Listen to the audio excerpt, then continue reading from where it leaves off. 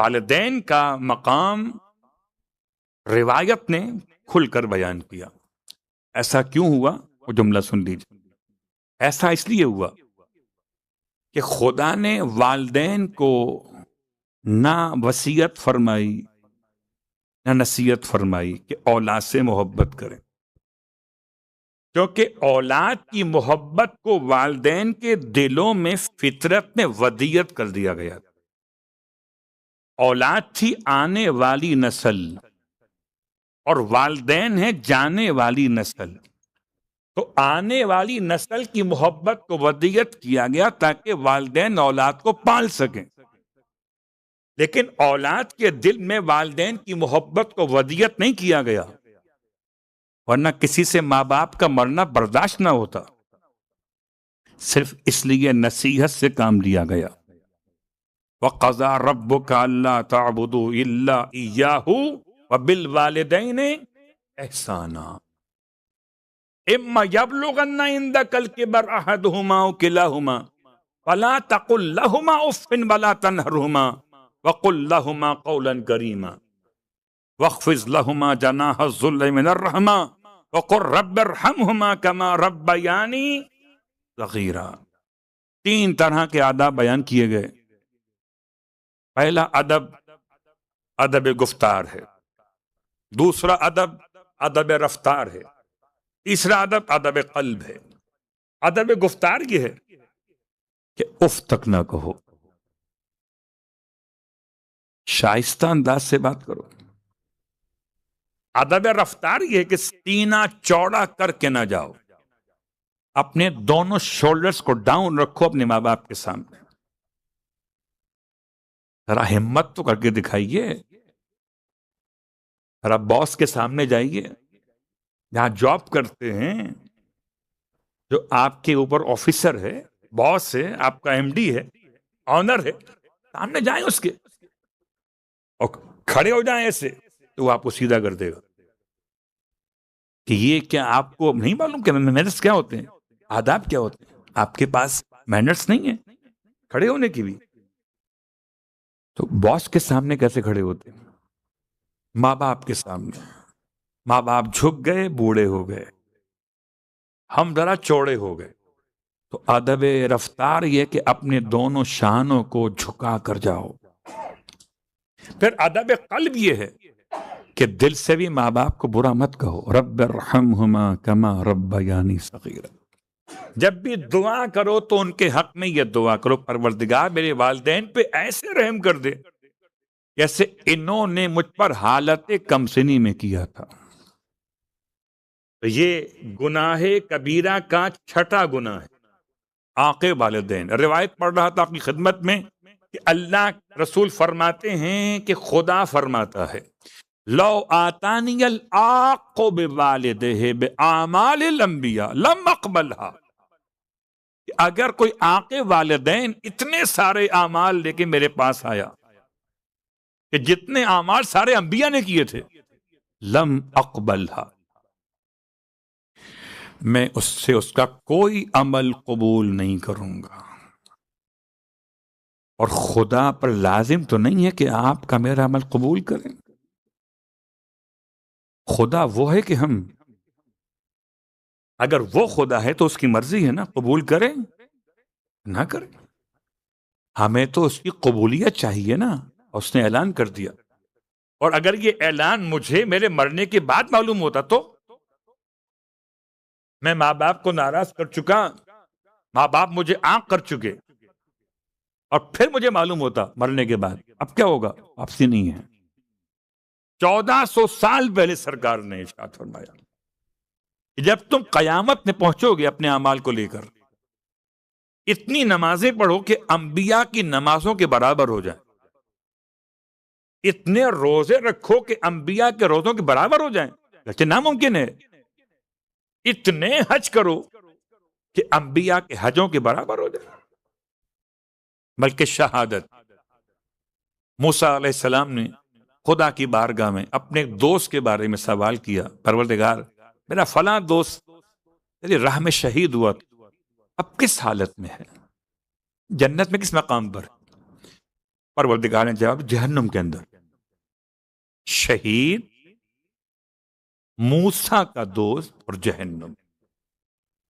دوست ہونا موسیٰ علیہ السلام کا، پھر شہید ہو جانا، پھر جہنم.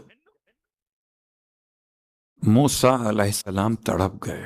پروردگار تیرا وعدہ ہے کہ تو شہید کو جنت عطا کرتا ہے.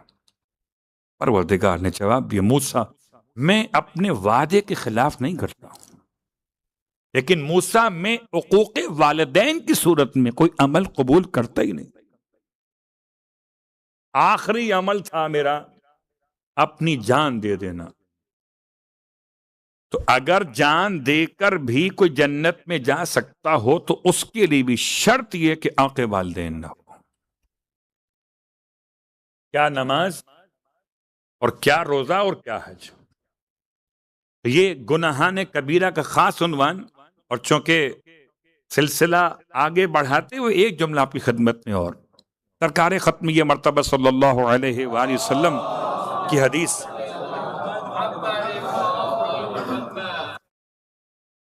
اور یہ حدیث اس لیے پڑھ رہا کہ میرے عنوان سے متصل ہو رہی.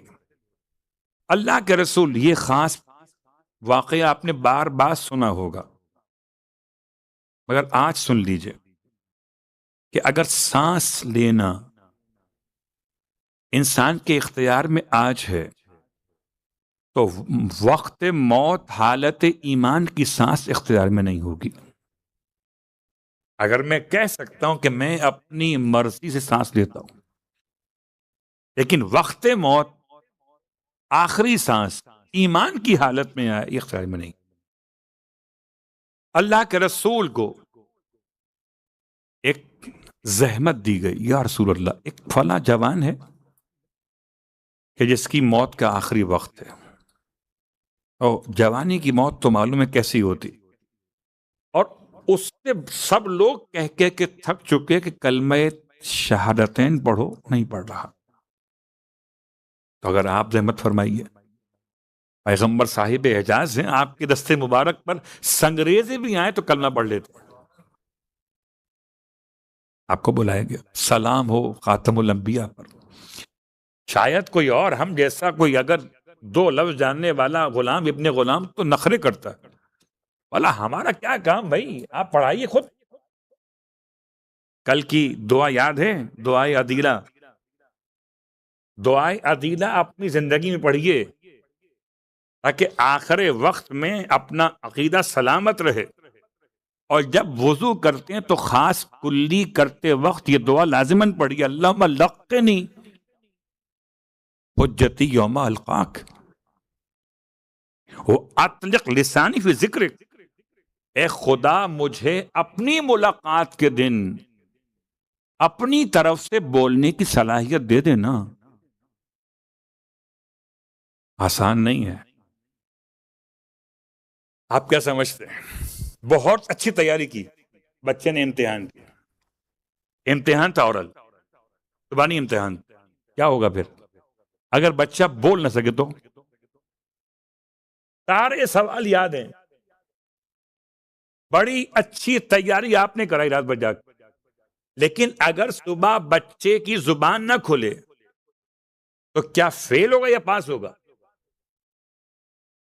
ایگزامینر کیا کہے گا کہ بھائی یہ بولے تو صحیح، تو بول ہی نہیں رہے. اللہ اکبر. اب کیا سمجھتے ہیں بولنا آپ کے میرے اختیار میں ہے. خدا محفوظ رکھے، خاص طور سے فالج کی مرض. ابھی بات وہاں پر آتی ہے مگر اس سے پہلے یہ بات مکمل کرتے ہیں. اب یہ جوان ہے اور پیغمبر کو بلایا گیا، پیغمبر آ گئے. اب زمانہ وہ کہ پیغمبر حیات ظاہر میں ہیں، اور یہ واقعہ مدینہ منورہ کا ہے. سب لوگ جمع تھے. آپ نے قریب آ کر جوان کے سرہانے تلقین فرمائی. تلقین یعنی شہادتین پڑھنے کی تاکید فرمائی. کہو لا الہ الا اللہ یا شہد اللہ الہ الا اللہ. جوان نہیں بول پا رہا. اللہ کے رسول نے 3 دفعہ ارشاد فرمایا پڑھو، نہیں پڑھ سکا. اس سے مصطفیٰ نہ پڑھا سکیں. وہ کتنا ہی بدبخت ہوگا جب 3 دفعہ پر بھی کلمہ زبان سے جاری نہ ہوا. تو آپ نے ارشاد فرمایا، جتنے لوگ موجود تھے 4 سوال کیے آپ نے، اور یہ 4 سوال اس لیے پڑھ رہا ہو، یہ چاروں سوال بہت اہم ہیں. فرمایا بتاؤ یہ مرنے والا جوان جو پڑا ہوا ہے کیا یہ تارک الصلاۃ تھا؟ یہ سوال کا مطلب یہ کہ جو انسان تارک الصلاۃ ہو اس کی زبان بند ہو جاتی.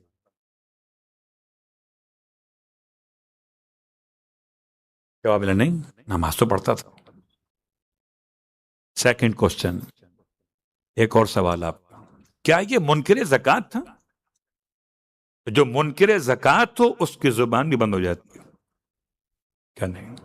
اب ڈائگنوز کریں پیغمبر کہ اصل مسئلہ کیا، خود نہیں کر رہے، کروا رہے ہیں کہ تاکہ امت پہچان لے کہ کن کن اعمال کی وجہ سے زبان بند ہوتی ہے.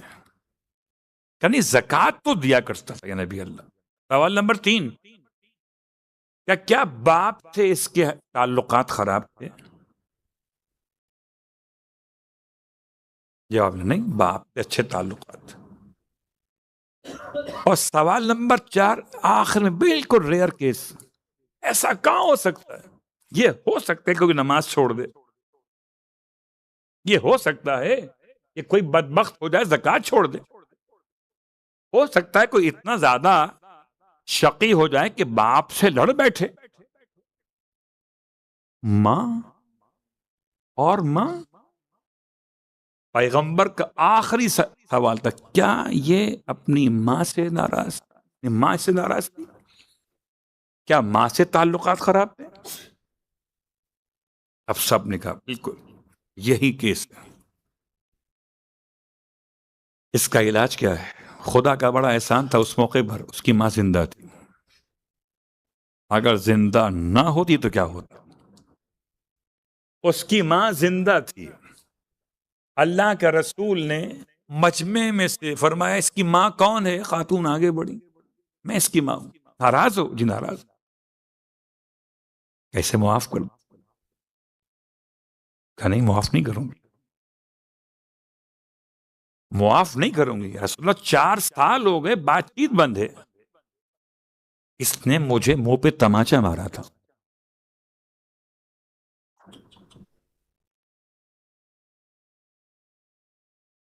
اللہ اکبر. کیا کوئی اپنی ماں کو مار سکتا ہے؟ میں نے کہا نا اتنا ریئر کیس کہ پیغمبر نے سب سے آخر میں سوال رکھا تھا کہ کوئی اتنا ہی بڑا بدبخت ہو کہ اپنی ماں سے لڑ بیٹھے. پھر آپ نے ماں سے بات نہیں کی، اپنے اصحاب سے فرمایا لکڑیاں جمع کر کے لے آؤ. اور کسی ایسے شخص کے پاس جو حالت احتضار میں، اور لکڑیاں منگانے کا کیا مطلب تھا؟ وہ خاتون جو ماں تھی اس نے پوچھا یا رسول اللہ یہ لکڑیاں منگانے کا کیا کرنا چاہتے؟ آپ نے فرمایا کہ میں تمہارے بیٹے کو زندہ آگ میں جلانا چاہتا ہوں. اس کے الفاظ ہیں رحمت للعالمین کے الفاظ، جو عالمین کے لیے رحمت بن کر آئے اس کے نزدیک ایسا شخص آگ میں جلائے جانے قابل ہے جو اپنی ماں سے لڑ بیٹھے. الفاظ ختم ہو گئے. پیغمبر جب ارشاد فرمایا تو وہ خاتون ذرا سا گھبرا گئی، ماں ہے نا، کہنے لگی یا رسول اللہ میں اسے معاف کرتی ہوں. کہ یہ تو دنیا کی آگ تھی، آخرت کی آگ تو اس سے بھی سخت ہے، کہ میں جلتا ہوا نہیں دیکھ سکتی، میں معاف کرتی ہوں. پھر پیغمبر نے اس سے پوچھا جب زبان کی بندش ختم ہو گئی، جب باتیں کرنے لگا، پوچھا ہوا کیا تھا؟ کہ یا نبی اللہ جب تک ماں ناراض تھی میں پڑھنا چاہتا تھا، کوئی سیاہ رنگ کا وجود سایہ میرا گلا یہاں سے بند کر دیتا تھا، نہیں پڑھ سکتا تھا. اب کیا دیکھتے ہو؟ اب سفید رنگ کے سائے میرے قریب آتے ہیں. آپ نے کلمات الفرج کی تعلیم دی، یا من یقبل الیسیر و یعفو عن الکثیر، اس نے پڑھنا شروع کیا. اب کیا دیکھتے ہو؟ اب میں دیکھتا ہوں کہ سامنے سے گلاب کا پھول لے کے آ رہے ہیں. کیا کروں؟ کہ لے کے سونگ لو. اتنی حسین موت ہو گئی. اللہ اکبر. تو اگر ماں زندہ تھی، موجود تھی، تو مسئلہ حل ہو گیا.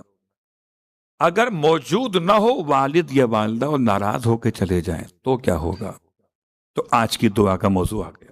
گفتگو تمام کر رہا ہوں، اور میں آپ کی خدمت میں بارہا کہہ چکا کہ میں پہلے خود چاہتا ہوں کہ عمل کروں تو آپ تک بات پہنچاؤں جتنا مجھ سے ہو سکے. اور یہ اس لیے بیان کرتا ہوں کہ تاکہ شوق اور ذوق ہم سب کے لیے پیدا ہو سکے. دعائے مشلول آج ہمارا موضوع ہے. چاہے وقت کچھ بڑھ جائے آج، لیکن یہ بات مکمل کرنا. صلوات پڑھیں محمد و آل محمد.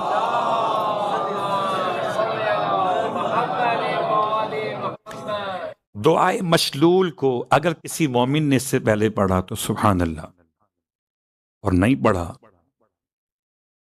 تو میں اسے التماس کرتا ہوں کہ طہارت کی حالت میں خاص طور سے تاکید اس دعا کے لیے کہ طہارت کی حالت میں اس دعا کی تلاوت کی جائے. اس دعا میں اسم اعظم ہے، اسم الاکبر الاعظم. الفاظ میرے نہیں ہیں، مولا کے. اور یہ واحد دعا ہے. اس میں شاید دعائے جوشن کبیر کی طرح سے خدا کے ایسے ایسے نام لیے گئے،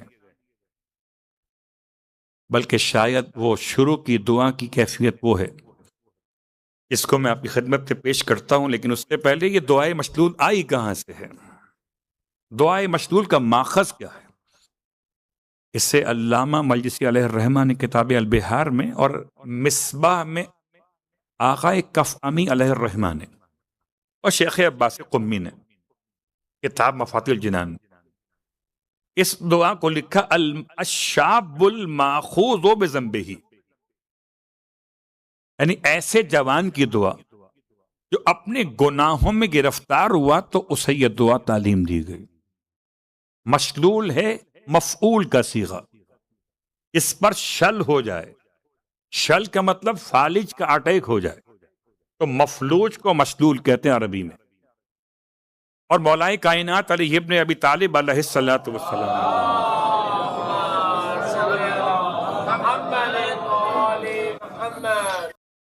یہ دعائے مشلول امام حرم میں ہے، مکہ مکرمہ. اور یہ جوان اپنے باپ کا نافرمان، رجب و شعبان میں گناہ کرنے والا، اپنے باپ کی بات نہ ماننے والا، اپنے باپ کو دھکا دے کر گرانے والا، اس سے اس کا ہاتھ ٹوٹ گیا تھا. باپ کا ہاتھ، باپ نے بد دعا کی، اور اتنا حسین اتنا خوبصورت تھا جوان، اور فالج کا اٹیک ہو گیا. 3 سال تک اپنے باپ کو راضی کیا کہ چل کے دعا کرو کعبے کے پاس. باپ کو لا رہا تھا، راستے میں باپ کا انتقال ہو گیا. اس جوان کا نام ملا منازل کا بیٹا لاحق بن منازل. یہ منازل بن لاحق، یہ نام آپ کو شیعہ کتب میں نہیں ملے گا، یہ ملے گا برادران کی کتب کے اندر. پورا واقعہ لکھا ہے ان کا بھی. یہ جوان مکے پہنچ گیا، باپ مر چکا ہے، ذی الحج کا مہینہ ہے، مولا حج کے لیے آئے ہوئے، اور مولا کے ساتھ مولا حسین بھی ہیں. مولا حسین علیہ السلام سے اس کی فریاد جب اس نے کی تو اپنے بابا کے ساتھ آپ نے بات کی کہ بابا یہ فریاد سنتے ہیں، یہ جوان عجیب فریاد کر رہا. امام طواف کے بعد آ کر بیٹھا کرتے تھے مقام ابراہیم کے پاس. امام آ کے بیٹھ گئے، اسے بلوا لیا. اس کا پورا واقعہ میں بیان نہیں کر رہا، خالی اشارے مکمل کر رہا ہوں. جب بلوایا گیا تو پوچھا مولا نے اتنا مایوس کیوں ہے؟ کہ مایوس نہ ہو تو کیا کر؟ اب خدا کیسے معاف کرے گا؟ باپ مر چکا، جس کو ناراض کیا تھا باپ مر گیا، اسے میں لا رہا تھا، اسے 3 سال تک معافی مانگتا رہا، وہ تیار ہوا اور راستے میں اس کا انتقال ہو، اب کیا کروں؟ تو اگر کسی کے والدین انتقال کر جائیں اور راضی نہ کر سکا ہو، وہ آنکھ کر جائیں، اب راستہ ہے آل محمد کی ازواج مقدسات کا۔ اگر کب روایت سن لے، پہلے امام محمد باقر علیہ السلام کی روایت ہے،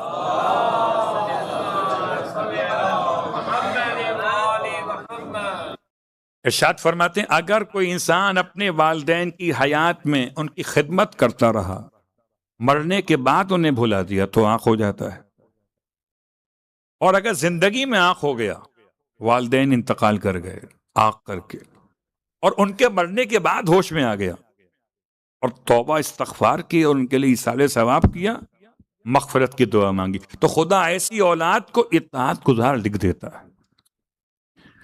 اس کے کام کون آیا؟ مولا۔ آپ نے وہ دعا اسم اعظم جو آپ ڈھونڈتے ہیں، اسم اعظم کہاں؟ اسم اعظم الکبیر ہے دعائے مشلول کے اندر، اس لیے اس دعا کی تلاوت بہت اہم ہے، اتنی اہم ہے کہ سمجھ کے پڑھیے تو اس کے 12 فائدے ہیں انشاءاللہ۔ آج وقت تمام ہوا چاہتا ہے، باقی باتیں انشاءاللہ کل پہ رکھتے ہیں، ایسا نہ ہو کچھ باتیں رہ جائیں۔ تو دعائے مشلول، ایک جوان کی مشکل کو حل کیا مولا مشکل کشا، اس نے یہ دعا پڑھی تو حالت خواب میں پیغمبر خود آ گئے اور اس کے بدن پر ہاتھ پیغمبر نے اپنا پھیرنا شروع کیا۔ اللہ اکبر، یا رسول اللہ، کتنی محبت ہے آپ کو اپنے امت کے افراد سے۔